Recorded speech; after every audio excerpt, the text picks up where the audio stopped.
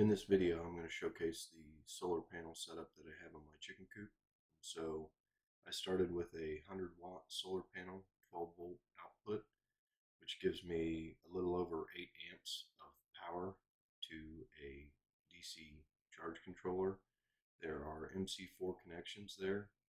The MC4 connections then lead inside the chicken coop up and over to a charge controller and an inverter.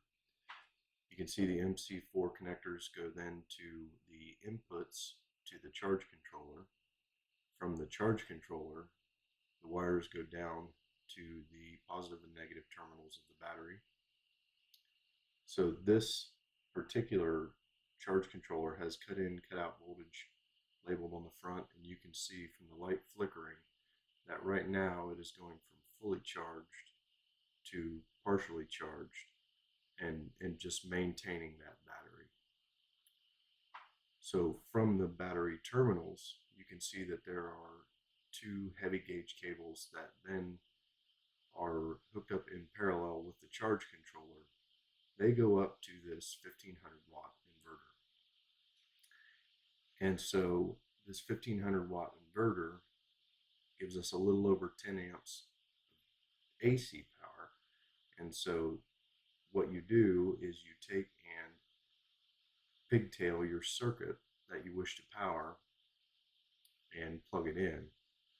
So what's happening now is the LED has just enough draw that it bounces the charge controller off the rails of saturated and cut in voltage. So in this demonstration, I have a fan that is hooked up to the door of my chicken coop. And it's an old fan. It has a lot of inrush current, and it draws this down, but it doesn't have enough draw that it doesn't work for an extended period of time, which is what I need to evacuate heat out of the chicken coop during the summer months.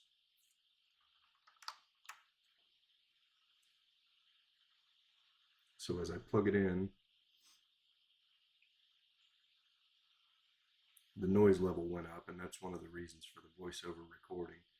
You can see that it operates this fan, and because of the frame rate, it looks like it's moving slow, but I assure you, it is not.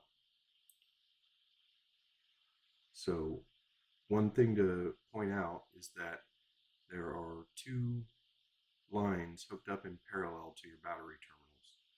You have a line from your charge controller, which is dumping 12 volt DC up to 14 volts into the battery, and then you have your inverter hooked up in parallel pulling out.